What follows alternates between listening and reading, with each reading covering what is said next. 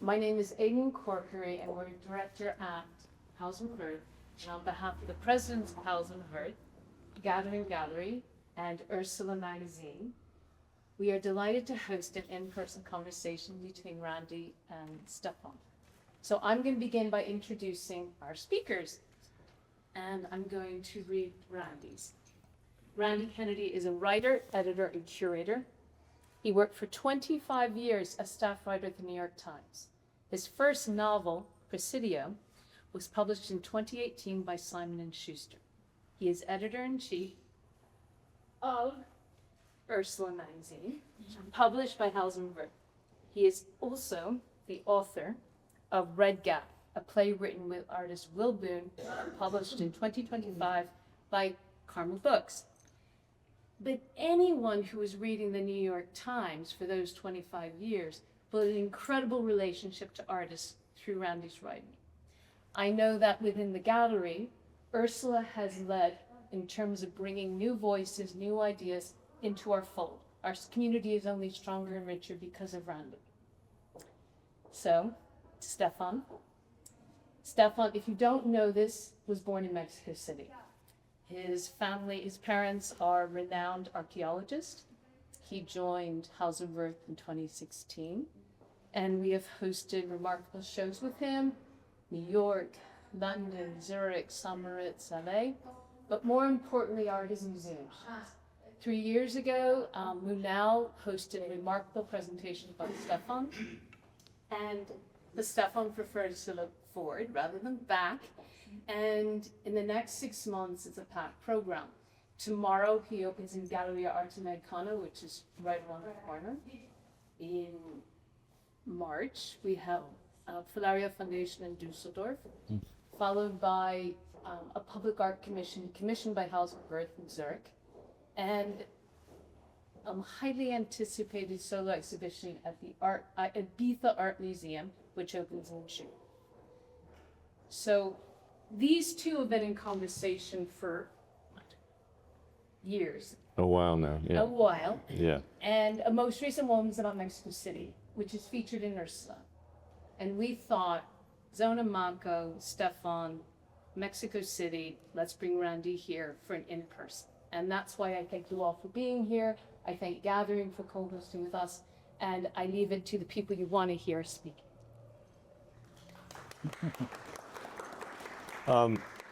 I would just start out by saying that something that Aileen didn't say, which is that this is fairly rare. He hasn't done a public talk like this in more than a decade. And many of my favorite artists over the years, like Bruce Nauman and John Wesley and Trisha Donnelly, really, really, really do not like to talk about their work. But yesterday we were having coffee and Stefan said, sometimes in life you have to go to court and you have to talk to the judge. You have to talk to the judge. So maybe this is less of a conversation than like a friendly court session, but you're not under oath, so okay, you can kind of say anything you want. So I thought maybe we were talking about specific works, but I think it would be good for me at least to hear you talking about the two poles, I guess, of your work, which are muralism and minimalism. And we're in a city right now where muralism was so important. The gods of muralism were here. And I think that in the art world, muralism and minimalism are not really ever thought of as being on the same planet. And how do those two things manifest themselves in your work? Well, it's a tough question to start with, but it's a good introduction in the sense of where I come from and where my interests are. And obviously, as being raised in Mexico City, you are always influenced by the national art your context provides you, no? So I always remember going to all these buildings, public buildings, where you could find all the big murals of Diego Rivera, Siqueiros. That's part of where I was brought up. And then gradually, when I was experimenting more contemporary art and getting into other arenas, I found minimalism as an echo also to the Mexican architect Barragan, no? So and Matthias Gerrit, that then became a huge influence on my work. And you told me a couple of days ago about when you were very young and your mother took you to a gallery, and it was like maybe the first thing you saw was like a double Elvis Warhol, and you were fairly young, but even at that point, your sensibility was so sensitive to art that you said, I don't want to look at any more of this, because it like literally was like the top of your head was coming off. Yeah, I think it's quite interesting how you absorb things without knowing at the time, no? But you have the certain feeling that they will affect you in such a way that they shape you, no? Right. So in that specific case, it was a show in a museum that doesn't exist anymore here, the Centro Cultural Televisa, and it was a show about Leo Castelli and 9 artists. Oh, right, the famous show that traveled around. And I remember looking at those two Elvis and didn't want to go, like, well, that was enough, no? Right. And then suddenly Warhol is a big influence in my work. Right. So it affects. Yeah, and you don't principally think of yourself as a painter, correct? No, I think of myself more as somebody that likes to explore different mediums and also always challenging them, no? So like I like to go from writing to painting to sculpture to installation to sound. So yes, I never would like to be put in a niche of one discipline. Right. That's why somebody like Bruce Nauman has a great influence on me. Right. And when you decided to leave here and go to London, you were telling me that was less about going there for art than about going there for the music that was there, but then the music that preceded you, which was essentially the birth of punk, and the birth of the visual sensibility of punk. And why was you grew up here listening to music, obviously, but what was it about music that made you, as a visual artist, want to go to London? Well, yeah, that's very true. Like when I decided to get out of Mexico City, obviously, as a German, I had the opportunity to choose any place in Europe to land and be accepted. And London was really all about the music. No, it was not about the painting of Bacon or Lucian Freud.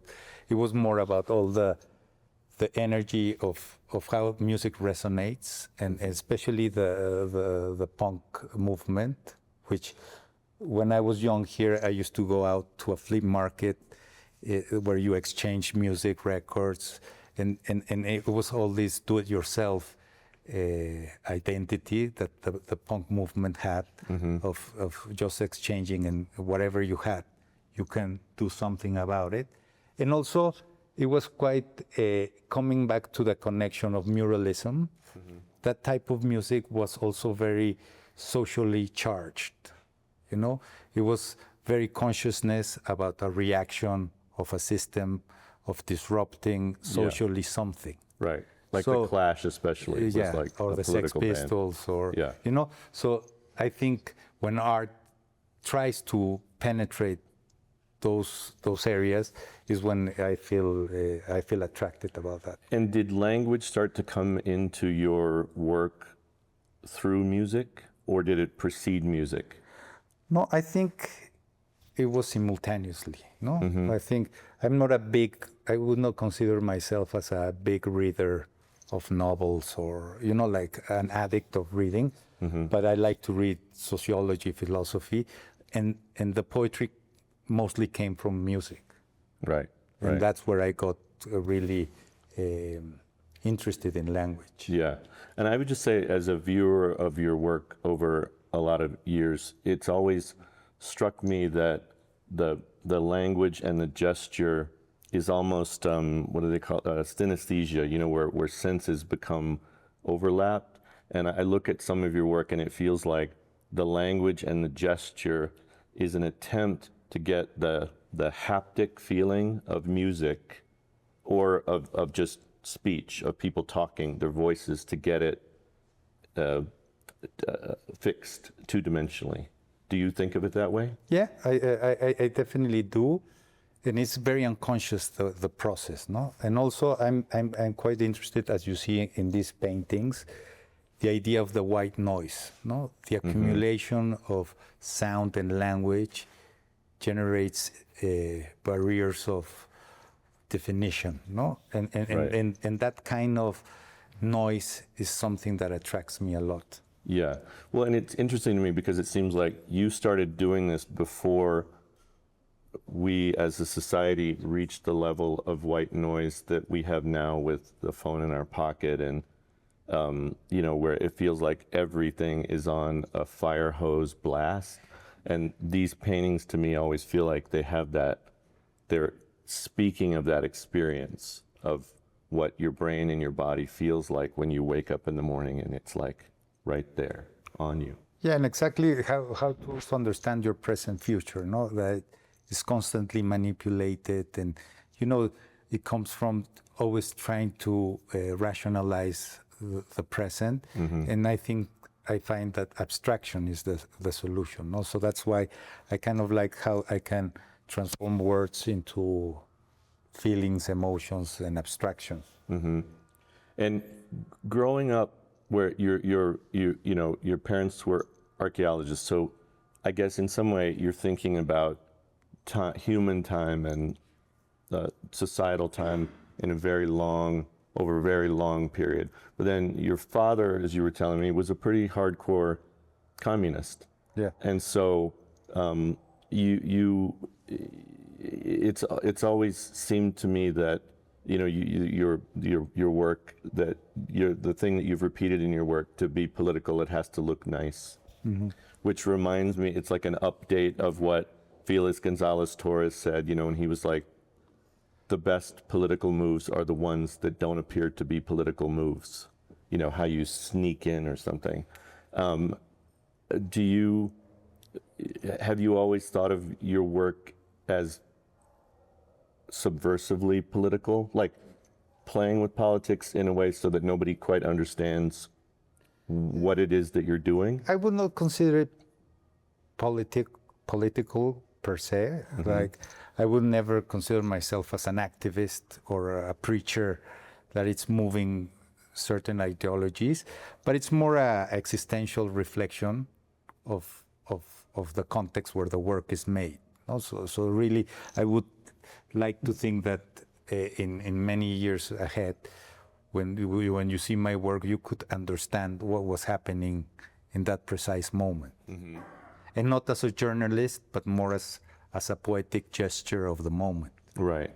And it seems like, I know with my own parents, so, when you grow up and you're young and your parents have interests, you push against those interests. But growing up with a communist archaeologist for a father, were there things that you took in and things you pushed away, especially when you started to paint, started to be an artist? Yeah, well, I think you always are a rebel. When part of being an artist is part of fighting for freedom, no? Fighting for your own freedom or your own way of looking at the world. And yes, I think is naturally embedded in the attitude.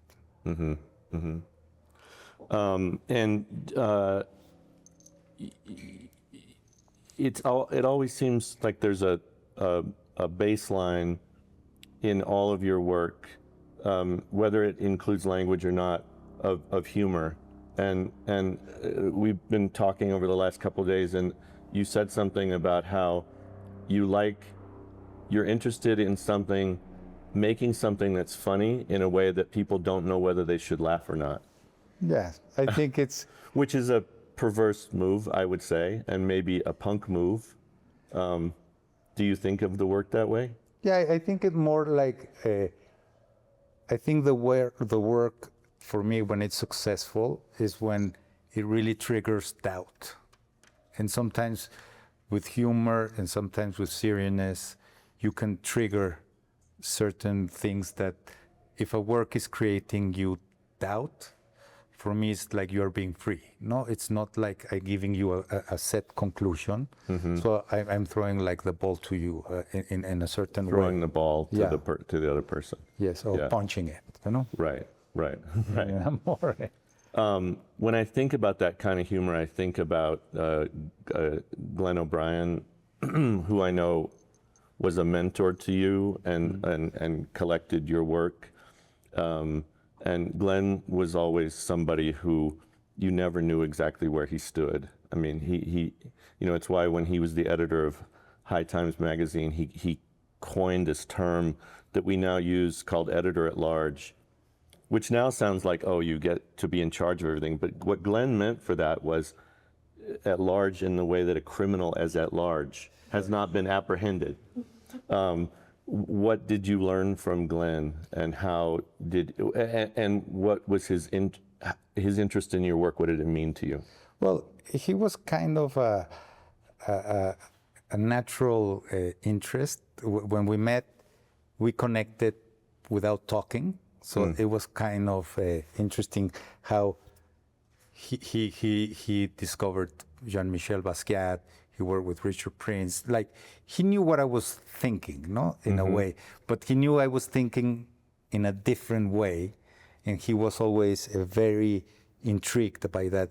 Actually, there's few publications of an interview, and one is with him, no. So he was also was a great journalist in a way. So I think we managed to understand what I was doing, connecting music with fashion, with architecture, like having a broadband going into religion also, but then going to contemporary architecture. You know, he could move around all those areas, right? And we can really we could discuss. Yeah, and also he, it's not so well known, but he was really quite a good poet.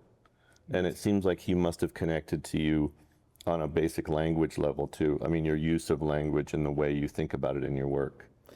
Yes, I think obviously also the way I do my poems that are really fragments of sentences really come also from this idea of advertisement, slogan, political campaigns, being reductive, but at the same time laconic, like saying few things with a lot of meaning.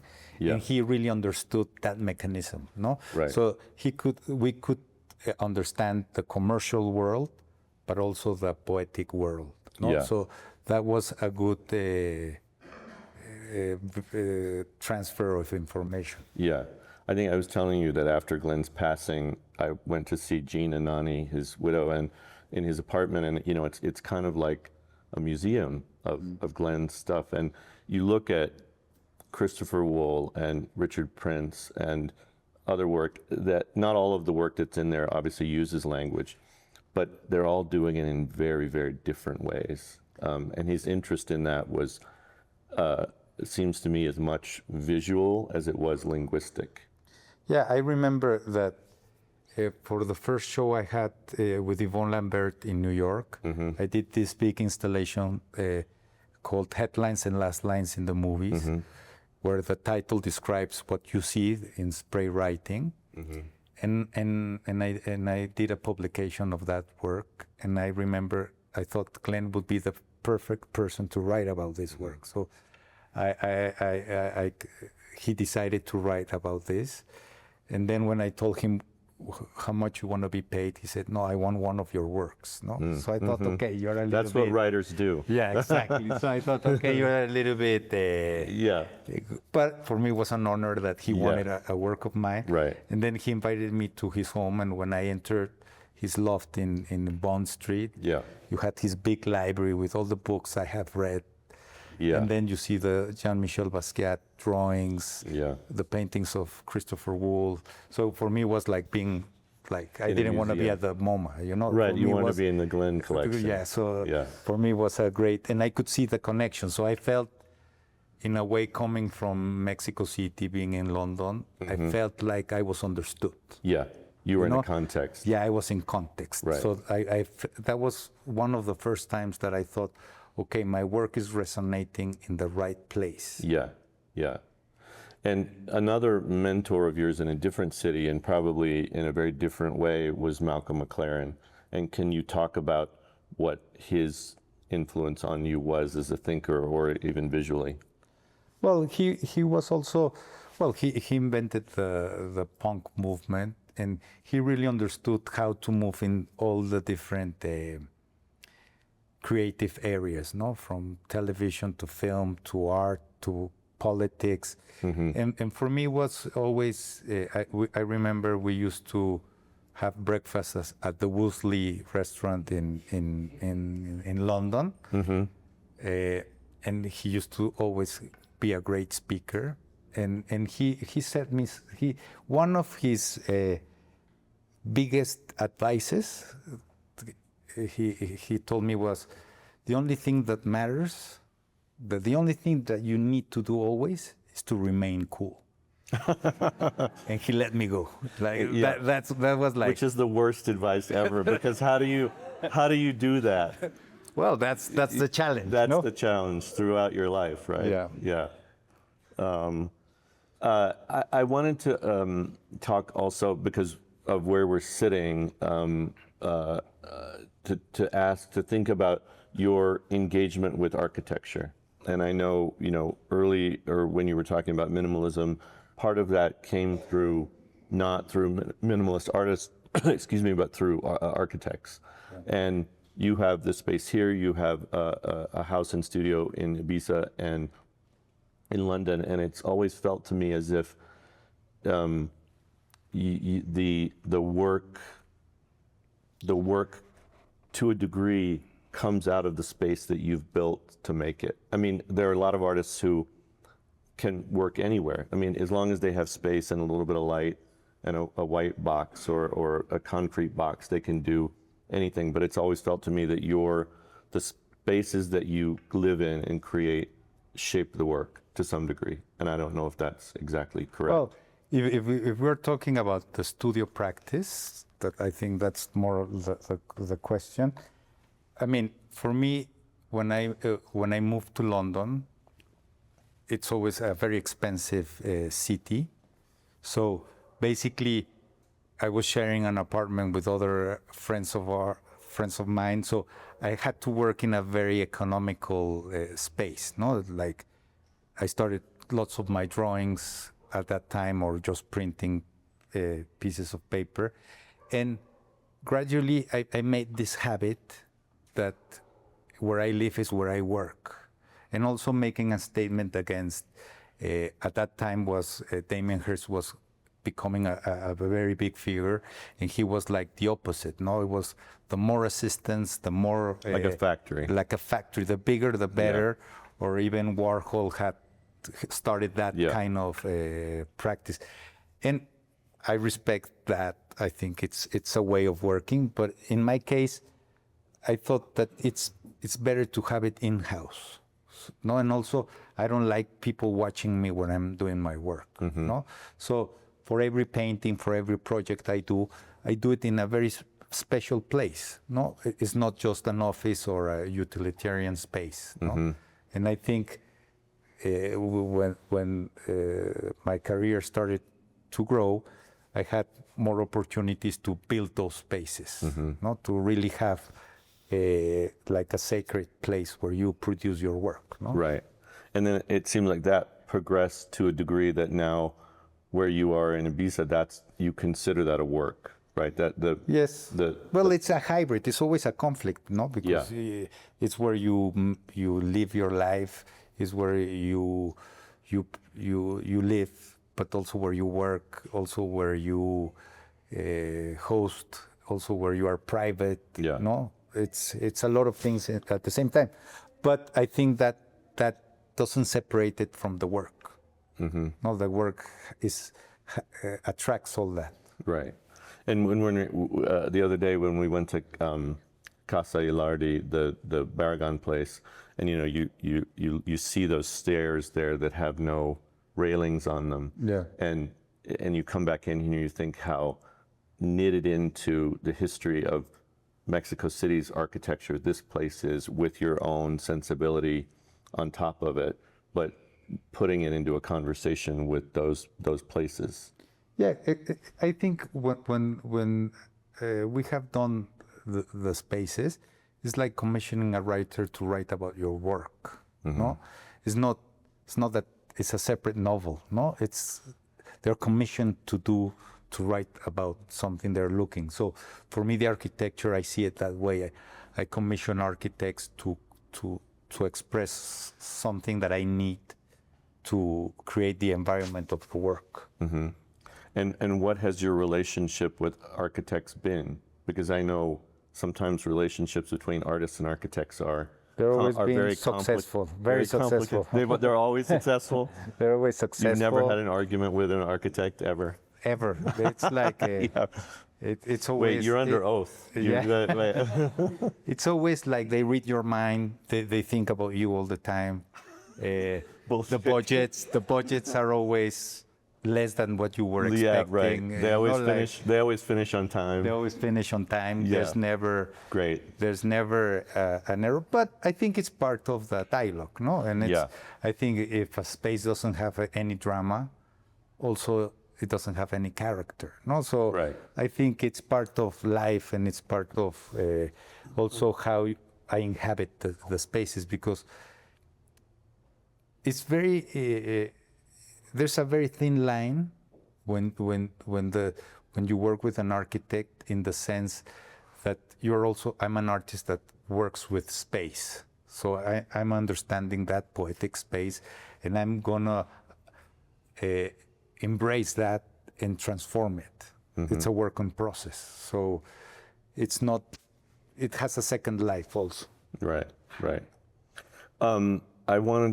Maybe we could end somewhat here by talking about the drawings that are now on view near here. And you were talking about the process of those, which is like when you're painting, and then it's as if your brain and your hand still needs to keep going. And so those drawings, which are all roughly on the same kind of paper, end up being like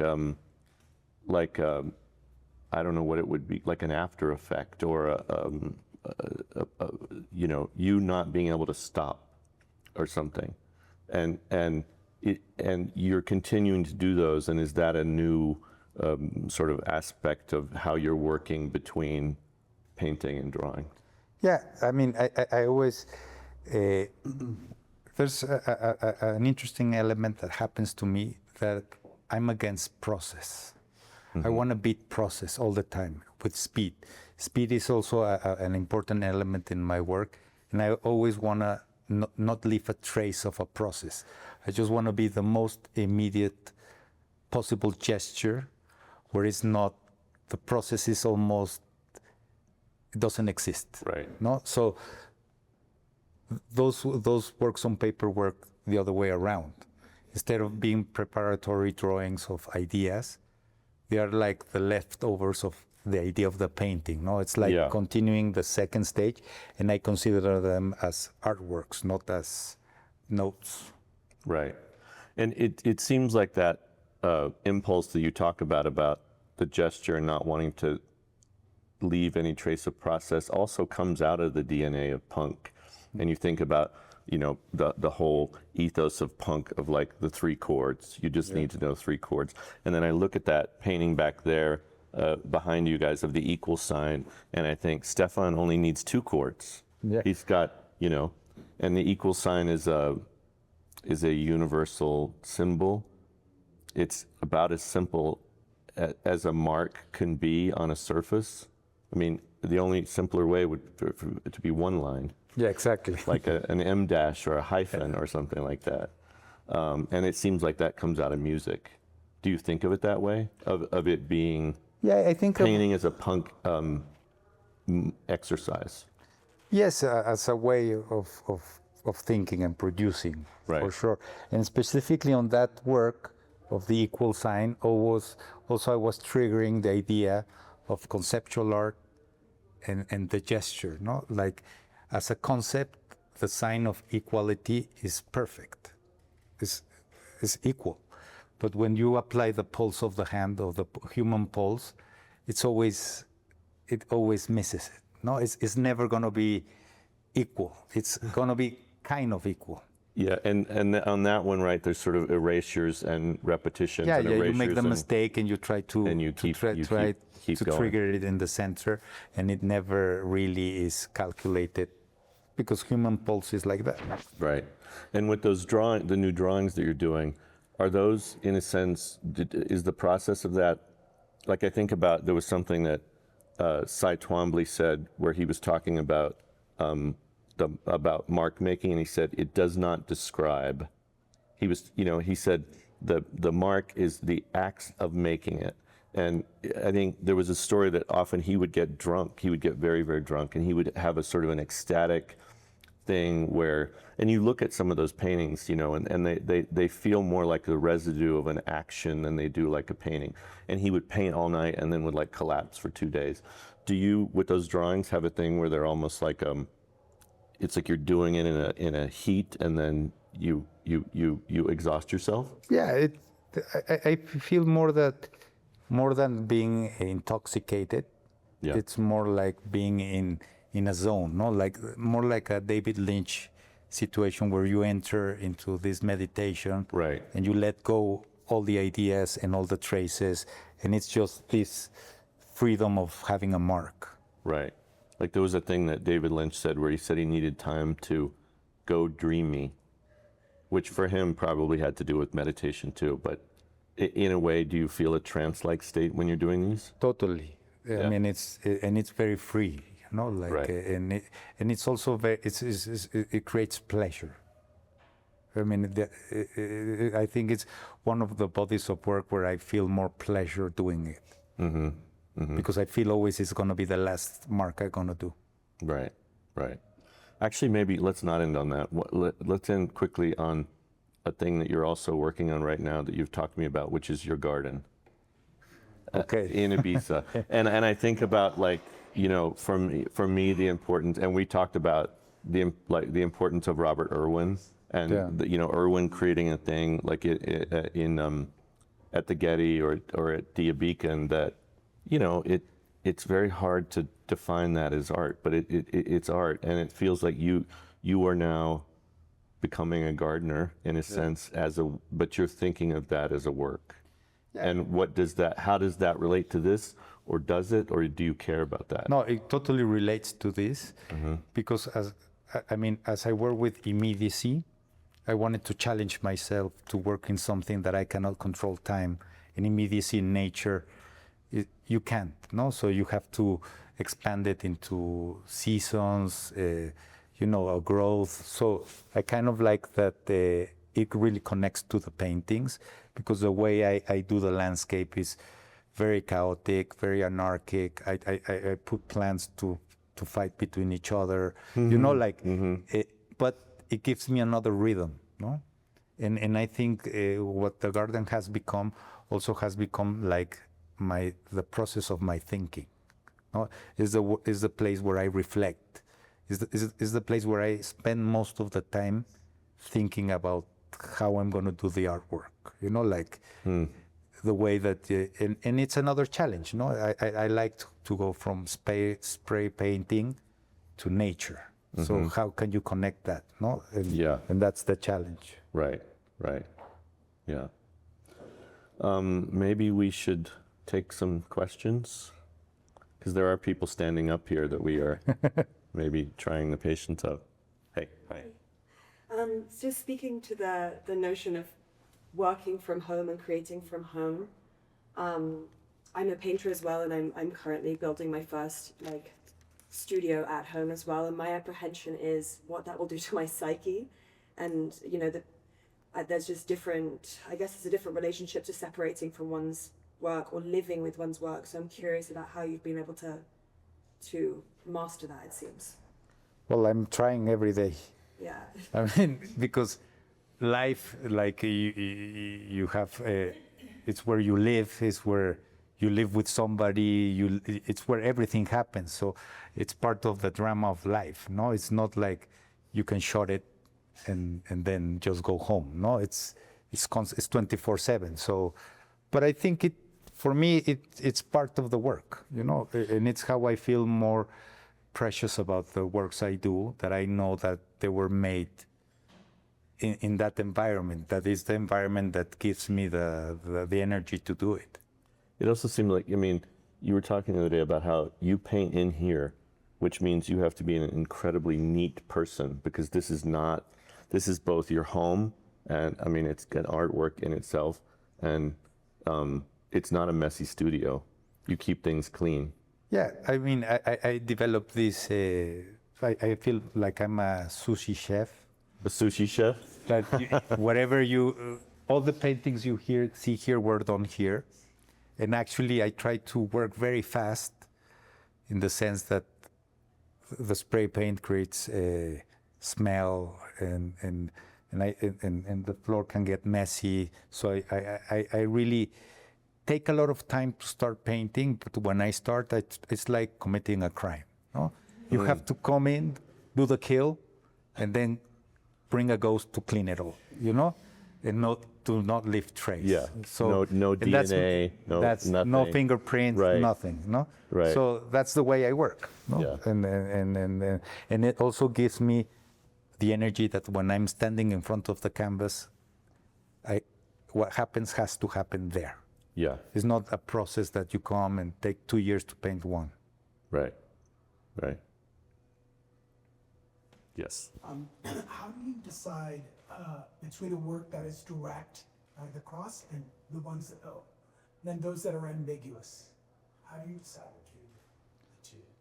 Well, that also is ambiguous, no? Depending where you come from, no? For me, there are two lines, no? But I kind of like that the connection between these two. Obviously, this is charged with language, and more or less you can see words. And then when you come to minimalism, I see it as a minimalist piece where you have only two lines, but then unfolds lots of questions about spirituality, manipulation. You can, and I think it's more about contemplation than information. Those also make me think of the thing, the John's thing about the things the mind already knows. Flags, targets, numbers. They're things the mind already knows. Yeah, that's true. Yeah. But having it in spray paint makes it think a little bit different. Different, no? Right? Yeah.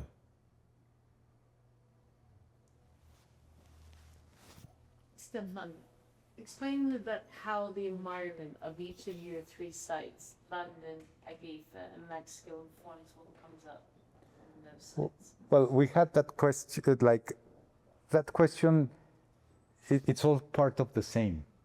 No, it's not like in one location I do one thing and then the drama continues wherever you go. No, right. It's just different settings and accumulation of drama, but it's not like a factory where the packaging is here, the production is here, it's all part of the same. No, the drama travels and each place helps one painting and then the other one, I start one idea in Ibiza and then I finish it here, and in London I continue another one, and they're all part of the same psyche. And because here and in London, you're in dense cities, and Ibiza is a completely different kind of mentality, I guess. But that doesn't has that had an influence on the work that then you make in all three places? Has Ibiza changed? Well, the only difference in Ibiza is that I work with nature. That's really the only difference with the garden. But the rest, like the flat work and the sculptures, they're all informed by the same, because it's music, it's noise, it's silence, Right. as much as possible. Right. Silence. Yeah. Yes. And thinking about the staying cool thing that we talked about earlier, and punk and so many of these things are things that are like part of a younger part of your life, and then we're talking about the garden, which is like about longer time periods and like less immediacy. As you're like going through your career, are you attracted to things that have longer time, like longer relationships to continuity? Is that what feels cool to you? Well, and that they become relevant also, no? That they maintain themselves relevant, no? But obviously you think on the long term. I have this theory about, like, I've written about a lot of photographers, and photographers who took principally pictures of people throughout most of their career. And then as they begin to get older, trees and plants begin to show up as principal subjects, because I do think for some of us, as we grow older, we start to think about our connection to the earth in a different way, and those things become more important to us. Or the process of, like you talk about, the slowness of nature and how you don't have a whole lot of control over it, and watching it and appreciating it. It feels like something that is a function of age. And also I've been thinking that specifically the garden is where I want to be incinerated and throw there. Yeah. And it's a continuation of it, no? I will Right. be still producing You're something. fertilizing. Fertilizing it, Yeah, no? right. So it has that kind of perverse idea also. Yeah, right, yeah. It's easier than being turned into a diamond, which Exactly. people are doing now, right? Just sprinkle it on the flowers. Yes, exactly. Right, yeah. Okay, well, thank you all for coming here. Been fun. Thank you. Thank you. I believe everyone knows you're invited this evening. It's from 5, it's from 7:30. Court is adjourned.